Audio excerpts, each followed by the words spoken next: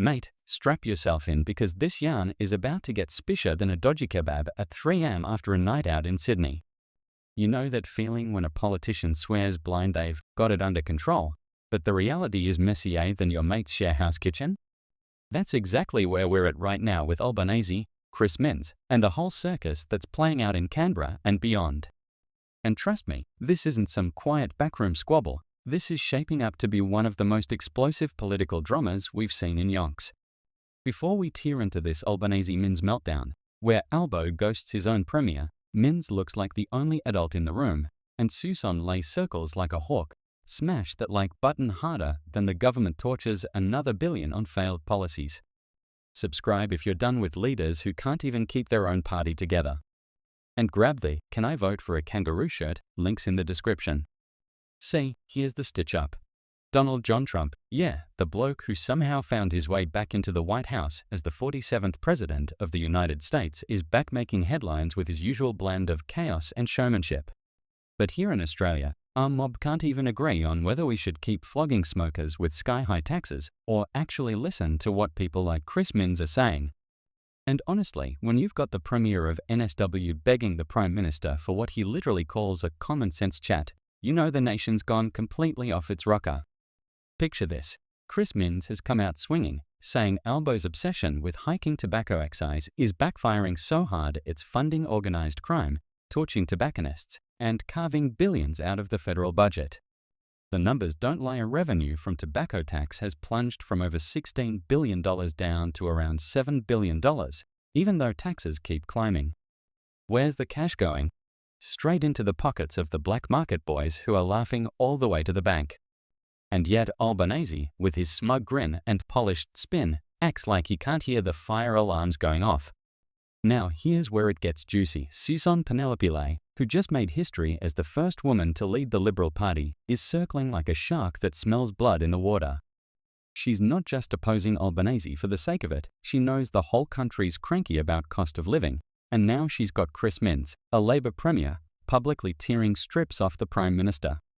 It's like watching your footy team belt each other in the sheds before running onto the field. The optics are shocking, and Susan knows it.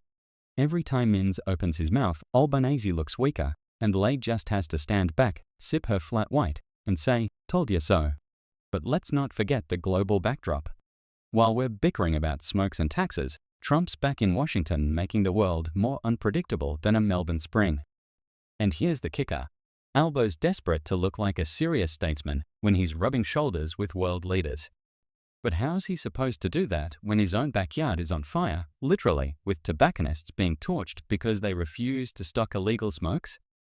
That's not just a bad look, it's political poison. You can bet your bottom dollar that Trump, who thrives on chaos, would be smirking at the sheer incompetence on display down under. And yet, Albanese keeps doubling down, spouting the same tired line about public health objectives. Don't get me wrong, nobody is saying smoking is good for you. But when your grand plan to reduce smoking actually props up bikie gangs and drains billions from the budget, maybe, just maybe, it's time to admit you've cocked it up. Instead, Albo digs his heels in, Jim Chalmers mumbles something half-baked about illegal activity, and the rest of us are left wondering if these blokes are living on another planet. Now let's talk about the drama that really set tongues wagging. Minns practically begged Albanese for a meeting, only to get ghosted harder than a Tinder date after you've mentioned you still live with your mum. The Premier of NSW, the biggest state in the country, couldn't even get a call back from the Prime Minister. Imagine the arrogance. Minns went public with it, saying it doesn't look like Albo's for turning, which is basically political speak for "the bloke's a stubborn mule." That moment? That's when the cracks in Labor's armor turned into full-blown fractures. Because if you can't even keep your own premiers on side, what hope have you got of running the country? And while all this is happening, Susan Lelay standing on the sidelines, probably grinning like a Cheshire cat. She knows exactly how to play this, frame Albanese as the out-of-touch elitist ignoring ordinary Australians, paint Minns as the reasonable Labor voice being silenced by his own leader, and swoop in with promises of listening to the people. It's brutal, it's cunning, and it's classic Aussie politics at its most savage. But the scandal doesn't stop there, because if you scratch beneath the surface, you start to realize just how dodgy the whole thing looks. Millions being poured into policing illegal smokes, while legitimate small business owners are getting firebombed because they refuse to play ball with the black market. Families sucked into crime networks. Billions in revenue gone. And all because Albanese won't swallow his pride and admit the policy's a dumpster fire. If that's not the definition of a government in chaos, I don't know what is. And here's the part nobody's saying out loud, but everyone's thinking, what if Minns is actually setting himself up for something bigger? Think about it. He's young, he's ambitious, he's the premier of NSW, and now he's openly clashing with the Prime Minister. To the average punter, he looks like the only bloke in Labour with common sense. You don't need a tinfoil hat to wonder if Minns is positioning himself as the future leader, the one who'll clean up after Albo crashes and burns. If that's the play, Albanese might not just lose the next election, he might not even make it that far. And you've got Trump, Lelay, Minns, and Albo all tangled up in the same chaotic news cycle. It's a perfect storm, and trust me, this storm's only just warming up. Alright mate, let's not waste time, straight back into it. Where we left off, Minns looked like the only adult in the room. Albo's playing stubborn schoolteacher, ignoring the kids screaming at the back. And Susan lay standing by with that smug grin that says, "Keep going boys, you're digging your own graves." And here's where the scandal goes from messy to absolutely explosive, because the cracks inside Labour aren't just cracks anymore, they're gaping holes you could drive a B-double truck through. Word floating around the traps is that Minns isn't just frustrated, he's furious. Behind closed doors, he's apparently telling colleagues that Canberra's completely cooked, that the PM's inner circle has lost the plot, and that NSW is copping the brunt of the chaos. And you know what? He's not wrong. It's small business owners in towns like Maruya, with their tobacconists being firebombed, who are paying the price for this ivory tower stubbornness. But here's the kicker. When you've got a state Labour premier openly bagging the federal Labour Prime Minister, the whole idea of party unity becomes a sick joke. That's not just an awkward family barbecue, that's a full-blown food fight with meat pies flying across the room. And while this political bloodbath's going on, ordinary Aussies are left scratching their heads. Picture some bloke in Western Sydney who's struggling to pay rent, watching politicians argue about smokes and taxes while his grocery bill's doubled and his power bill looks like the GDP of a small nation. He's thinking, mate, do any of these jokers actually care about us, or are they too busy playing politics? That's the real danger here, not just that Albanese loses face, but that Australians lose trust altogether. And once the trust is gone, it's bloody hard to win back. Now here's the spicy bit. Susan Lelay, sharp as a tack, has been poking at this wound with a stick. She's out there telling voters, see? Even Labour premiers don't trust Albanese. And you can bet she's got Peter Dutton and David Littleproud waiting in the wings, each ready to add fuel to the fire. Lelay doesn't even need to say much, just a cheeky one-liner here and there, and suddenly the headlines write themselves. Minns slams Albo, Liberals say told you so. It's political theatre at its finest, and Albo's the bloke getting roasted on the stage.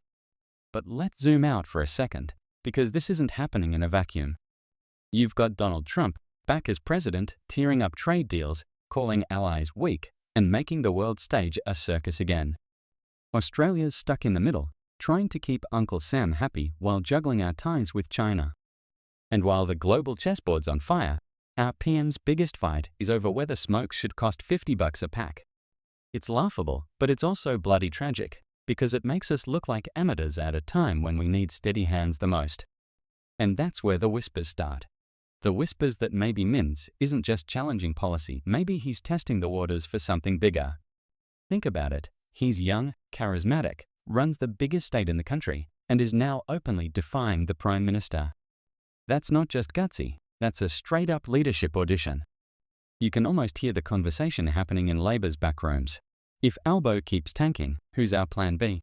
And more than a few eyes are turning toward Minns. Of course, Albanese isn't blind to all this. He knows Minns is becoming a problem.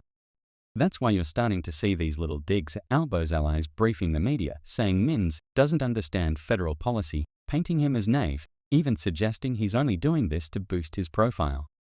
Classic Canberra smear tactics. But here's the problem, the more they attack Minns, the more he looks like the underdog standing up to the big, arrogant machine. And Australians bloody love an underdog. It's the same reason people still talk about Kathy Freeman's run in 2000 or the Socceroos making it to the World Cup. We cheer for the battler, and right now Minns is playing that role to perfection. And in all this chaos, Anthony Albanese looks weaker by the day. He came into office promising to be the man of the people, but now he's the bloke refusing to meet with a premier who's literally begging for a chat about common sense. Every time Albo digs his heels in, he looks less like a leader and more like a stubborn bureaucrat who's lost touch with reality. And trust me, voters can smell that from a mile away. Here's where it gets dangerous for Labour. The polls haven't shifted dramatically yet, but you can feel the mood changing. People are grumbling in pubs, on building sites, in coffee shops. Cost of living smashing them, crimes going up, and the government looks like it's arguing with itself instead of fixing the problem. All it takes is one major scandal, one gotcha moment, and suddenly the whole house of cards comes crashing down. And if that happens, don't be surprised if Minns comes out looking like the sensible alternative, even if he's still technically in the same party as the bloke he's attacking. Now, here's the kicker. This drama isn't just about cigarettes or taxes. It's about pride, power, and perception. Albanese is desperate to look strong, but in doing so he's making himself look weak. Minns is desperate to look reasonable, and in doing so he's making himself look like a future Prime Minister. And Lelay? She's desperate to look like the cool-headed woman ready to take charge, and in doing so she's quietly making history. 3 players, 3 agendas, and one hell of a mess for the rest of us to watch. And while they're all squabbling, Trump's over in Washington, tweeting nonsense, flipping the world upside down, and reminding everyone why politics has turned into a reality show. Australia's stuck between wanting to look serious on the world stage and looking like we can't even manage our own backyard. And mate, if that doesn't make your blood boil, I don't know what will. So here's the question hanging over everything right now. Is Chris Minns just throwing his weight around, or is he actually making a play to take over? And if he is, how long before the knives come out for Albanese, not from the opposition, but from his own side? Because make no mistake, that's where the real danger lies. Opposition attacks are expected. Internal revolts? They're deadly. And you can bet your last packet of Winnie Blues that Lelay knows it. She's not going to waste time punching Albanese directly if his own people are lining up to do it for her. All she has to do is sit back, keep looking competent, and wait for the cracks to turn into a full-blown collapse. And if that happens, mate, the next election isn't just going to be a contest, it's going to be an absolute bloodbath. Righto, let's rope straight back in where we left it, because this thing's about to go from a Barney in the pub car park to a full-blown brawl in the octagon. By now, Chris Minns has stopped looking like the young premier having a whinge and started looking like the only bloke with a grip on reality. Albo. He's clinging on tighter than a drunk uncle on karaoke night, trying to belt out working class man while the crowd's already walked out. And Lelay standing there with the popcorn, smiling like she's already got the keys to the lodge. The gossip swirling in Canberra corridors is nastier than week-old prawns. Labour MPs are starting to whisper that maybe, just maybe, Albanese has passed his use-by date. They're looking at the polls, watching his approval ratings sink like a ute in a dam, and quietly asking themselves the forbidden question. If it's Minns versus Lay at the next election, who would Aussies actually trust? And let's be real, mate, that's the kind of whisper that turns into a roar when the backbenchers start worrying about their own seats. Self-preservation's the strongest drug in politics, and it's more addictive than the darts Albo's so obsessed with taxing. Meanwhile, the black market's booming harder than a mining town pub on payday. Cigs flowing in from dodgy ports, bickies making millions, shopkeepers getting firebombed for refusing to play along. It's chaos on the streets while Canberra argues about whose spin doctor can polish the turd better. And here's the thing, every tobacconist that goes up in smoke isn't just another crime statistic. It's a family business destroyed, its jobs lost, its communities scared stiff. The human cost of Albo's stubbornness is piling up higher than his travel expenses, and people are bloody noticing. And don't think for a second Trump isn't in this story. The bloke thrives on chaos. Every time America's mess bleeds into global markets, Aussies cop it in the hip pocket. Rising inflation, dodgy trade deals, shaky alliances, and while all that's going down, Albo's trying to play the statesman abroad while being roasted at home. He rocks up to meet world leaders with his smile plastered on, but the whole world knows his own premier is publicly knifing him. You reckon Xi Jinping or Joe Biden doesn't clock that? It's embarrassing, mate. We look like amateurs, and the timing couldn't be worse. But let's get even spisher. Rumor has it Minns has been chatting with some very influential people behind closed doors. Not just Labour colleagues, but power brokers, donors, even a few in the unions who've had enough of Canberra's nonsense. They're sick of losing revenue, sick of watching crime spiral, sick of Albo's head in the Sand Act. And you can feel it, the ground's shifting. It's like being in a dodgy rental where the walls start cracking, and you just know the whole thing's about to collapse. And then there's Lelay. Don't underestimate her, because she's not playing the same game as the blokes. While they puff their chests out and fight like roosters in a pen, she's quietly building the image of a no-nonsense, straight-talking alternative. The first woman to lead the Liberal Party, sharp, ruthless, and ready to swoop the second Labour, tears itself apart. For years, politics in this country's been dominated by middle-aged blokes yelling at each other. Now you've got a woman waiting in the wings, looking competent while the others trip over their egos. That's a story voters are going to notice, and don't think she doesn't know it. So what happens next? That's the million-dollar question. Does Minns keep pushing until Albo cracks? Does Albo finally pull his head out of the sand and admit he's stuffed it? Or do the party room knives come out, Rudd Gillard style, and we watch yet another Prime Minister get rolled live on telly? Aussies might groan about the soap opera, but let's be honest, we lap it up. Nothing gets this country frothing like a good old-fashioned leadership spill. And you can smell one coming, mate. The stench is in the air. And here's the dark irony. The whole mess started with a policy that was supposed to save lives. Tax the smokes, make them unaffordable, watch people quit. Noble idea, right? But instead of health gains, we got crime waves. Instead of revenue, we got billions lost. Instead of unity, we got political civil war. That's the punchline of the whole thing. It's not just a failed policy. It's a policy so bad it might actually take down a prime minister. Think about that. Anthony Albanese, the bloke who wanted to be remembered as the reformer, could end up remembered as the guy who lost the lodge over cigarettes. You couldn't make this up. So where does that leave us? Ordinary Aussies stuck in the middle, watching the circus while copping the costs. Our bills are through the roof, crime's on the rise, and the people in charge are too busy scrapping with each other to notice. Minns might be the only one talking sense, but let's not kid ourselves, he's got his own ambitions. Lelay's smiling now, but she's just as ruthless as the rest. And Albo? He's cornered, desperate, and looking more rattled by the day. Mate, this is bigger than smokes. This is about the future of leadership in Australia. It's about whether we keep tolerating governments that ignore reality until the whole thing blows up, or whether someone finally steps up and admits, yeah, we got it wrong. But don't hold your breath waiting for honesty. In politics, saving face comes before saving the country 9 times out of 10. And that's the saddest joke of all. So strap in, because this saga's not slowing down. The firebombings, the backroom whispers, the looming leadership challenge, it's all building toward a climax. The question isn't if the explosion comes, it's when. And when it does, it won't just be Albanese who pays the price. It'll be every Aussie who's been left behind while these clowns played their games. See you in the next one, and don't forget to slap that like button like it just sold off your local hospital to pay for another overseas junket.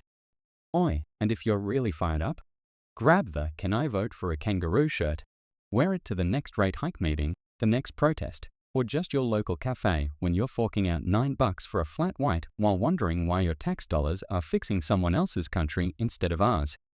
Stay loud, stay awake, and never stop fighting for the Australia we bloody deserve.